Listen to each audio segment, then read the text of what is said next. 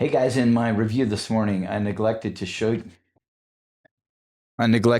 you where I actually landed for the month. So here we are at the end of July, and I did hit my goal of 150,000. In fact, it was landed right at 150,896. So pretty close to the mark there. And I was just kind of running this daily process that you saw, and roughly trying to maintain my theta, which, just to show what that is, theta is your portfolio's passive income engine reading.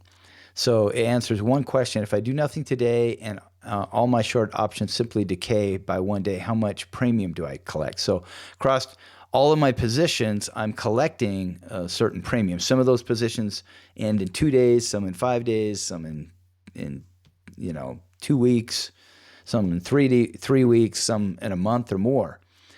So I'm really just trying to kind of keep the wings steady. If you look at the last 2 weeks, I was like 9,000, 9,000, 9,000, 14,000, 11,000, 11,000, 8,000, 8,000, 8,000, 7,000, 10,000, 15,000, 15,000. So, and then 6,000, almost 7,000. So, if you think of the market, it's a pretty tumultuous place, and there are times that it makes sense to open more positions. Some I'm rolling positions, I'm changing positions, but I'm trying to keep. It's kind of like an airplane where rarely does an airplane go directly from point A to point B. The wings stay completely stable the whole time.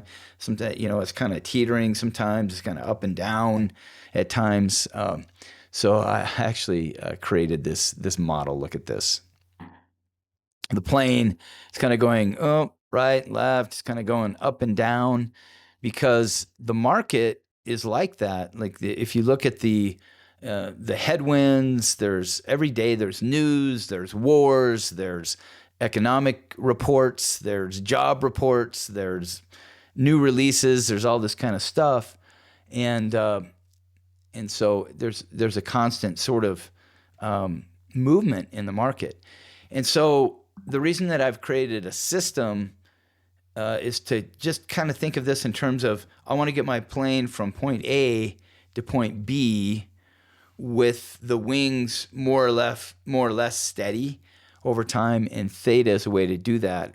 And you can also do it looking at your premiums, just saying, well, roughly I need to be bringing in 5,000 a day, between 5 and 6,000 to achieve that. So but I don't try to do anything unnatural. And if you want to go back and watch them, it's pretty simple process that I follow every time, right? I'll go into my daily actions.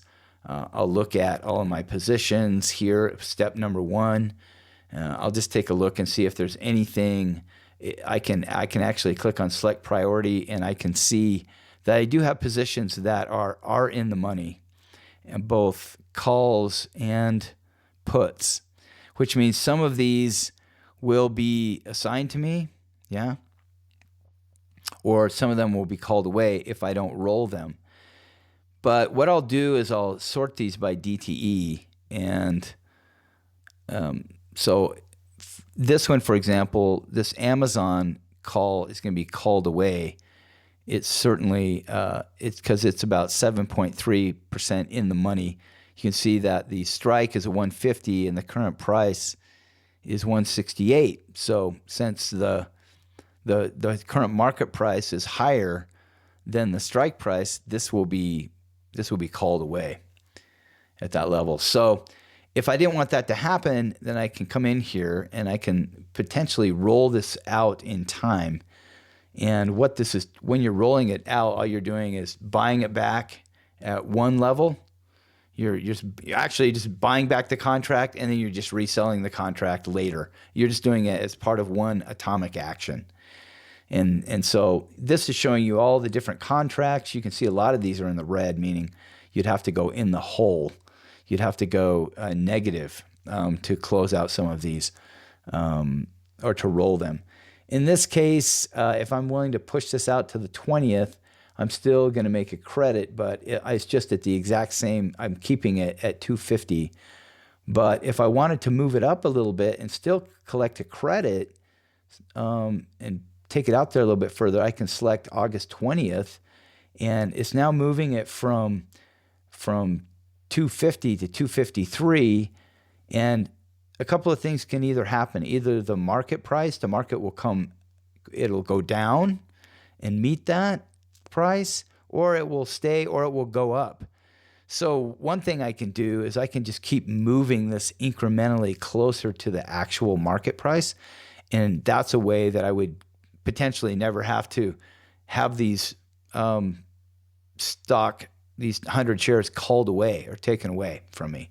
So right now I'm just going to select this and I'm going to review the order ticket. And at this point, I can slide that. It tells me where it's likely to fill, where it's likely not to fill. And I can go ahead and roll this. And yep, so I put that in play. It's out there. So that's one thing that I can do. And typically I only do that on the Friday when positions are going to expire. So I haven't walked through that as often, but and then obviously I can always check working orders and see where it's at. Looks like it closed. I still have SBX out there waiting. The next thing that I most typically do is I'll look at if there are any that I can buy to close that are 70% or better. And I do have some that are 70% or better. I have 3 puts. And so I certainly could buy these back. And these are just, they're fine. They're going to expire today. One of them is. These others will expire later. So I'm not going to worry about that right now. And then I'll go and check calls to see if I have any eligible covered calls, meaning any contracts that I haven't already sold a covered call on. And then my final step is always to just come to cash secured puts, and I'll do a scan and see if there are any good possibilities based on, I'll look at the Bollinger Band, which is the average movement over time of the stock over, relative to time. And so that's it. And I just try to tune it and keep it right between 5 and 10,000 and make sure that I have enough theta rolling. Now, sometimes positions are assigned, sometimes they're called away. And I just like that airplane, it has turbulence. There are going to be things that happen. And the way I look at it, they're all good things. If I have a good stock assigned to me, I'll sell covered calls and I'll hold on to that stock and wait for it to make its move. Where it becomes difficult is if you have a limited amount of cash or collateral, then you have to really watch that more closely. So the bigger your portfolio grows, the more flexibility you have with respect to the different approaches that you take. So I just wanted to share that with you and just kind of tie out the month, showing that I did meet it. And how I do that is just by just watching my daily theta, my daily premiums, making sure I'm kind of keeping the plane steady. I always like to keep, in my case, almost a third or more of my buying power always available. That way, if the market has a downturn up or down, it's got some room to absorb that, like a shock absorber. It can absorb that movement, which I think is a good thing. So, and it's taking a minute to scan these. I wasn't really looking to pick any of these up. I was just showing you the process. So I think I'll just close that out. If it will close out, it's like it's determined now. I'll just pause this for a second.